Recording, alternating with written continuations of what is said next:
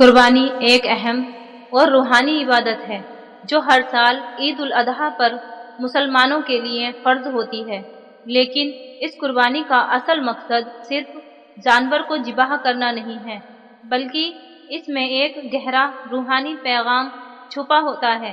قربانی کا اصل مقصد اپنی سب سے عظیم چیز کو اللہ کے لیے چھوڑ دینا اور اپنے دل سے ہر وہ چیز ہٹا دینا ہے جو اللہ سے زیادہ قیمتی ہو۔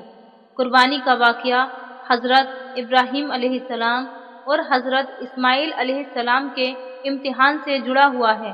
یہ واقعہ ہماری روحانی زندگی کے لیے ایک مثال ہے۔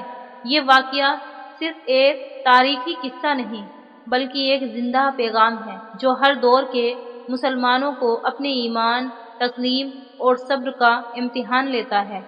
اس واقعہ کا ذکر قرآن مجید میں سورہ الصافات کی آیت 100 سے 109 تک کیا گیا ہے، جو ہمیں ایک عظیم اور پرسکون سبق دیتا ہے۔ اس واقعہ کو سمجھنا اور اپنی زندگی میں اتارنا ہر مسلمان کے لیے ضروری ہے، تاکہ ہم اللہ کی رضا اور حکم کے آگے اپنے دل سے سب کچھ چھوڑ کر اپنے ایمان کو مضبوط کر سکیں۔ حضرت ابراہیم علیہ السلام اللہ کے عظیم پیغمبر تھے۔ انہوں نے اپنی زندگی کا ہر لمحہ اللہ کی رضا میں گزارا۔ ایک وقت ایسا آیا جب حضرت ابراہیم علیہ السلام کی عمر کافی بڑھ گئی تھی اور ان کی بیوی حضرت سارہ علیہ السلام بھی بے اولاد تھی۔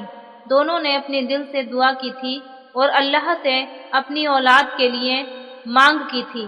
اللہ نے ان کی دعا کو قبول کیا اور انہیں ایک نیک اور صبر والا بیٹا عطا کیا جو حضرت اسماعیل علیہ السلام تھے۔ حضرت ابراہیم علیہ السلام کا دل اس توفیق پر شکریہ اور الہی کرم کا پیغام تھا۔ انہوں نے اپنے بیٹے حضرت اسماعیل علیہ السلام کی تربیت اللہ کے راستے میں کی تھی۔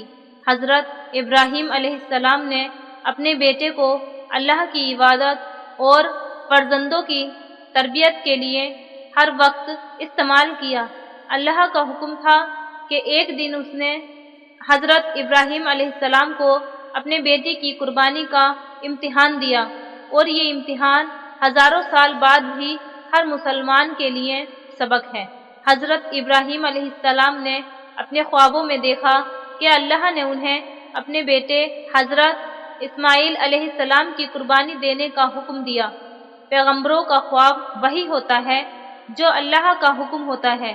جب حضرت ابراہیم علیہ السلام کو یہ خواب آیا تو انہوں نے اس فیصلے کو اپنے دل سے تسلیم کر لیا اور اپنے بیٹے سے اس بات کا اظہار کیا۔ حضرت ابراہیم علیہ السلام نے اپنے بیٹے سے کہا، اے میرے بیٹے، میں نے خواب میں دیکھا ہے کہ میں تجھے ذبح کر رہا ہوں، تو کیا کہتا ہے؟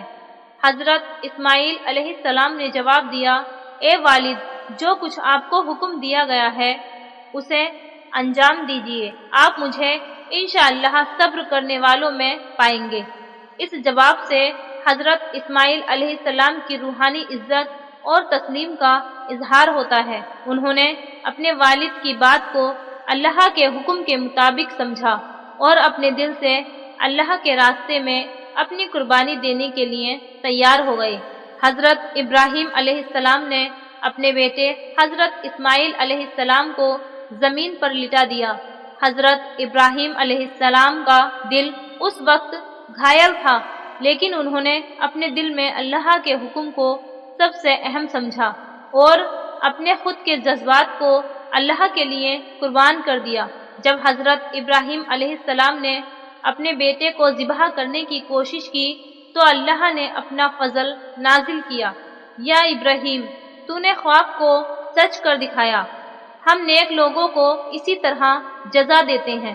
اللہ نے اپنے بندے کے صبر اور ایمان کو دیکھ کر اس کی جگہ پر ایک عظیم قربانی بھیجی، ایک دمبا۔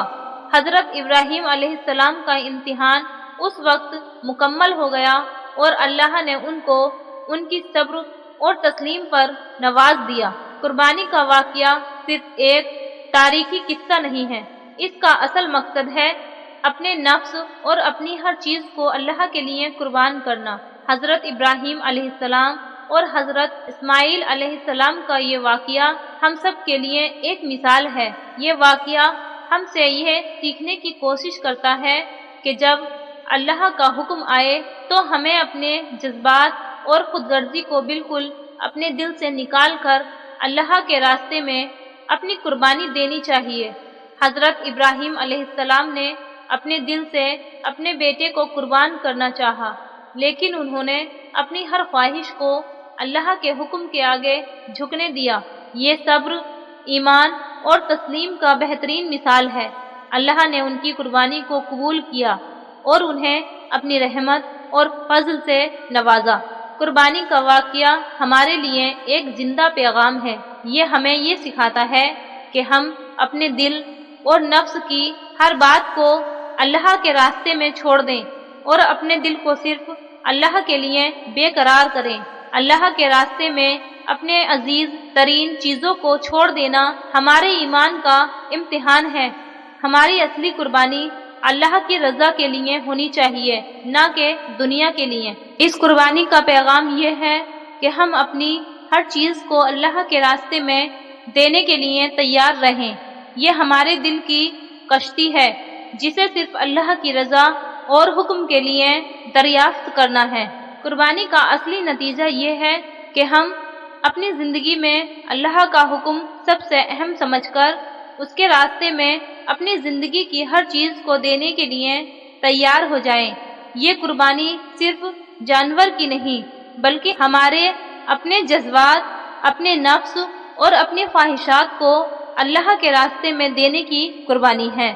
قربانی کا اصلی پیغام صرف عید الاضحیٰ پر جانور قربان کرنے تک محدود نہیں ہے، بلکہ یہ ہر لمحہ اپنی زندگی میں اللہ کی رضا اور حکم کو اپنی سب سے عظیم چیز کے لیے افضل سمجھ کر اپنی زندگی میں عمل میں لانا ہے۔